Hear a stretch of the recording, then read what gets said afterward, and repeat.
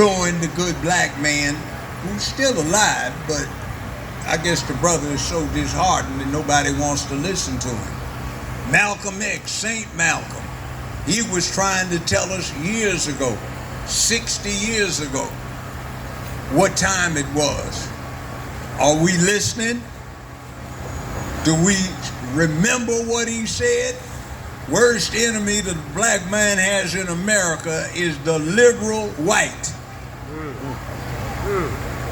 The liberal white. And are we listening to this? Are we listening to propaganda? We talking about Baba Yaga, Donald Trump, the boogeyman. Now, the first time I encountered Donald Trump was 30-some years ago. I went to a conference in New York, and some homeboys of mine were in New York. Said, man, let's go clubbing. I said, yeah, let's go. I ain't been to the Big Apple in a long time. Let's go party. So we show up at a club, and this tall, blonde-haired, blue-eyed white boy shows up. He doesn't have security. He's hanging around with everybody. People are going over to him. I said, who's this dude? Oh, man, he all right, man. He hangs with us all the time. I said, what's his name? Donald Trump. I said, I ain't never heard of him.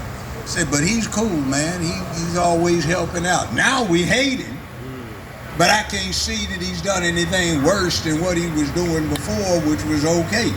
I know 3 folk that were clients of mine in Memphis. He loaned $2.5 million total to the 3 of them. When they went to pay him back, he tore the checks up, said, you paid me back by being a success. But he's the Baba Yaga. Now, how many of us have done some time, been locked up, wrong or right, or had a relative, a neighbor, a homeboy that got locked up? Everybody up in here, right? Everybody. Now, who do you think is going to be most likely to do something about changing that situation? Somebody who's been run through that same game, or somebody who was running that game? Chief prosecutor, 2 different places. You think that person's going to deal with reform? Tomorrow is something we learned from yesterday, which will be the thing we do for the day after today.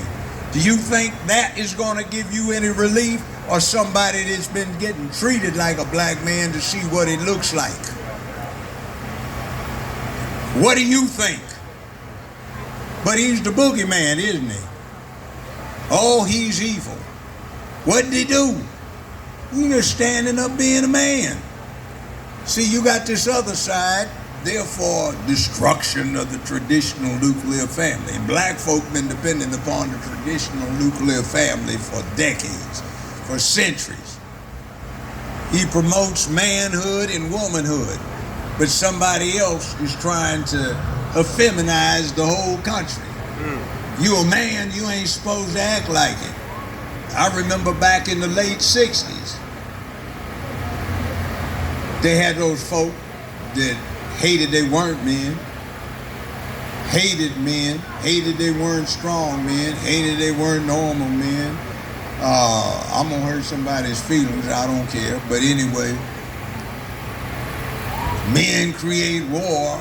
We gotta change the way men are raised. They need to be emotional so they can cry and shout and let it all hang out, instead of being so uptight and under control. And that's what we have. We can't go out in the neighborhoods because there are no fathers in the neighborhood that are doing dad type stuff. Everybody's got to be nice.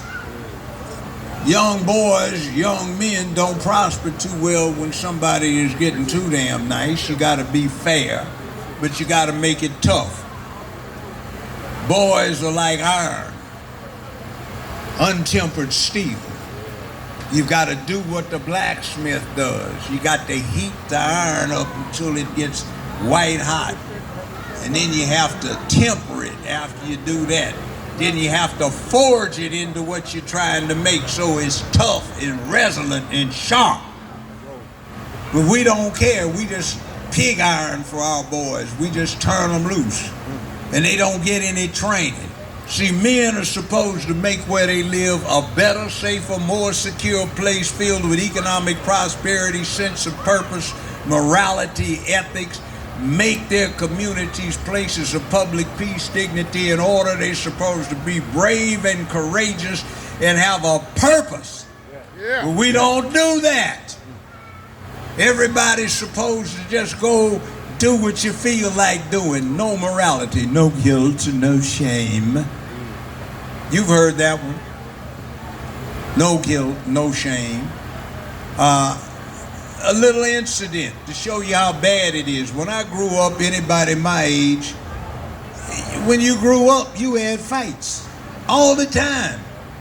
You punched it out. Didn't anybody try to kill anybody, but you punched it out. That was a man thing.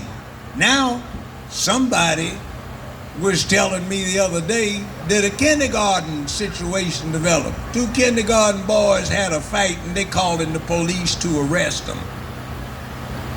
5 years old, what the hell is wrong with us? And every one of these punks that goes off and shoots up the hallway, what do we find out? He never learned how to deal with bullets. That's right. Remember that movie, Back to the Future? Oh, yeah. What happened? McFly goes back, his daddy's bullied by Biff. Yep. Teaches Dad how to stand up for himself. Dad busts Biff in the mouth, knocks him out. And when young McFly gets back to the present, Biff works for Dad. Yep. That's the way it works. But they want to wipe that out because you're supposed to be too damn soft. But anybody have a hamburger this week? Anybody have a steak? Piece of bacon, sausage, anything like that? Fish, chicken, one of those damn ducks that got decoyed down by a fake duck. We eat meat. We kill stuff better than anything on this planet. I bet if they really had a Jurassic Park, we'd be taking them out too. I say, you know, it was really thrilling. Thompson and I were deep in the bush when this T-Rex popped out at close range, and I gave him both barrels of my double rifle, and at the last moment he collapsed, and that's why he's on my den wall. Isn't he magnificent? We kill stuff, and you want to act like we don't? And when you don't train us how to deal with that, we go kill something. Why'd you kill him? I felt like it. The hell? And by the way, there's a little punchline on that. There is suicide by poison. You can cut your wrist. You can shoot yourself in the head. There's suicide by cop. There's also suicide by neighbor. Anybody heard of that one? You try to provoke your neighbor into doing you a favor or taking your life because you can't stand yourself. Oh, drugs have claimed another victim in downtown Atlanta. Neighbors complained about a foul odor, and yeah, this dude knew it was gonna kill him. It ain't about getting high, it's about trying to die. Because somebody doesn't like their existence. Right. So when you don't like your existence, quit trying to die. Look at it as adversity. Look at it as an opportunity to prove yourself. Look at it as an opportunity to kick some damn ass. So instead of saying, oh man, they messing with me, man, ain't no point, man. I'm gonna be dead before I get to be 24, man. Instead of going that way, you can say, hell, man, I got a challenge. I'm gonna kick some ass. I'm gonna take something out. And you can look in the mirror and say, did you do what you supposed to do yesterday? Are you gonna do what you're supposed to do today? Are you gonna make it better for tomorrow so you can do something more in lines with what you're doing tomorrow? See, life isn't long. So what's gonna happen when it's your time to check out? Are people gonna remember you? Oh yeah, man. Dude was all right, man. He was righteous brother, man. He took care of business. So you can become a hero, or ladies, a shero, I guess. So when you're saying there's no daylight at the end of my tunnel, you can say, hey, it's my job to go out there and kill off those fire-breathing Gila monsters that are setting flames to the tunnel creating all that smoke so nobody can see the daylight. And even if I don't get there, the people I'm responsible for will get there.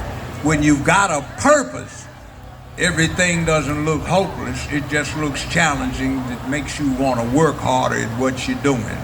And believe me, nothing comes free. Nobody's going to give you a damn thing. You have to earn it. You have to be able to keep it. Yeah, man, you know, like I've been pumping iron, man, 5 days a week, man, at the gym, man. We go to LA Fitness, man. You know, I be pumping some serious iron, sweating and all